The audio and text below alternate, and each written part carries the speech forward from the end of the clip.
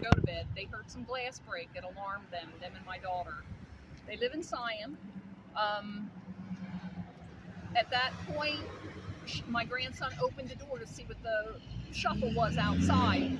And when he walked out, the way the doors open, when he walked out on the front porch, there were 3 boys. These 3 boys grabbed him. 2 of them were wearing masks. In the shuffle, one of the masks come off. My grandson knew who they were. There's a history here a little bit. So my daughter ran out the door to assist them. And when she did that and went down the stairs off of her porch, she was greeted by his mother and his sister. Now, his sister used to be my grandson's girlfriend, but he broke up with her probably over a year ago. And there's been some bullying and harassment from this family ever since. So as my daughter went down those steps, she was greeted by the mother and the daughter. They began to fight. The mother and the daughter punched my daughter in the face. My daughter ended up getting some injuries. She did end up in ER afterwards. But as the shuffle's going on, and my daughter must have started to maybe overtake the mother and the daughter yelled. Those 2 of the boys, which were her sons, one is her son and the other lives with them. I'm sorry. Take a moment. Catch your breath. No, you're good. You're good.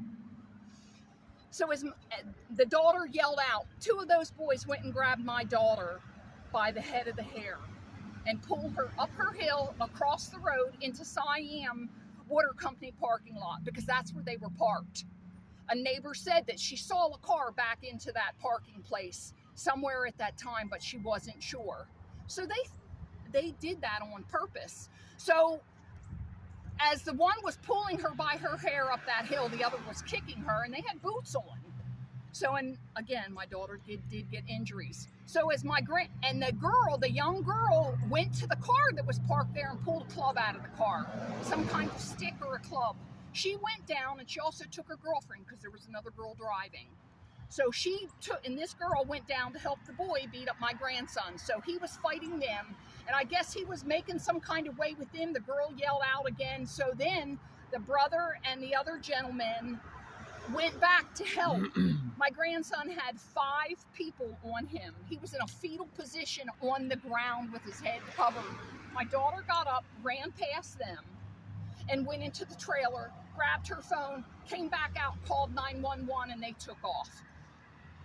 The sheriff's department came. They took her report, but it wasn't correct report. It's wrong. The report isn't what she said. They only said that there were so many people. There wasn't even 6 people, they said. So let me get past that. They went back down to the other people's house. The mother there told them that only 3 of them, her 3 kids, I presume, and her, were in the car.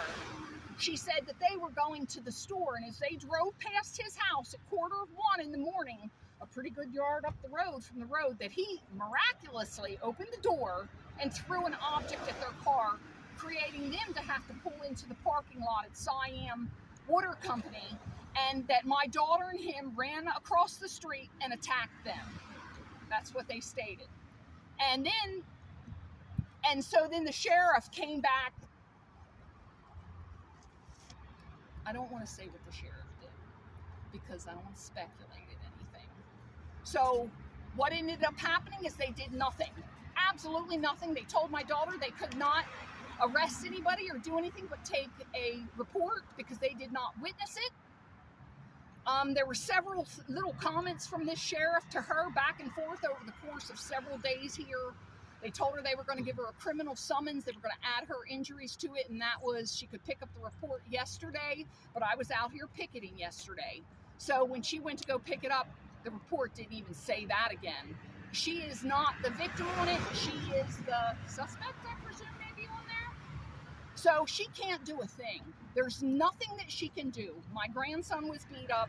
She ended up in the ER that night. Even the ER doctor or staff called the sheriff's department saying, this woman was just assaulted. How did you not do anything? So now I'm out here because nothing's being done. She can't do anything. And yet this family has a history of violence. They have a history of issues with this system. The son was actually in this court, I believe, on Tuesday, just this week, for the same similar things. And then I understand the other family members have to go there too. Gotcha. So then there's been I understand the threatening by way of text. They don't want to hear it. There's lots of texts to show this family harassing people around who, you know how everything goes on social media.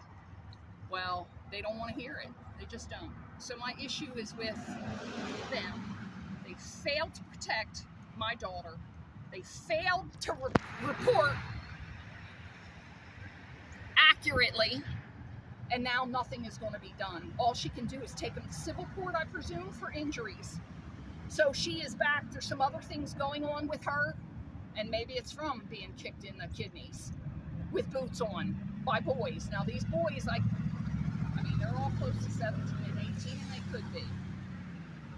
So this is my issue, and that's why I'm out here picketing, because they have to do something. And yesterday I talked to the chief. The chief stopped me in my car with my daughter and my grandson because she walked out here later in the day. And he and we talked about some things, and he told me that, you know, I said, how do they not report accurately what someone does? There's not even 6 people on that report. It shows just a few. And he says what the cop does is it's his side, then the other side, and then his report.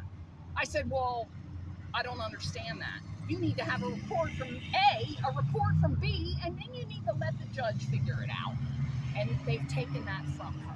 She doesn't even have her day in court to handle it. They've been harassing her and my family and my grandson for a long time. And it just seems like they don't care.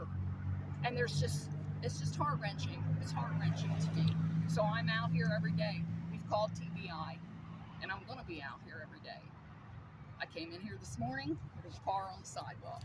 There just was. There wasn't yesterday, but there was one parked here, and it said government official on it. I worked around it. So,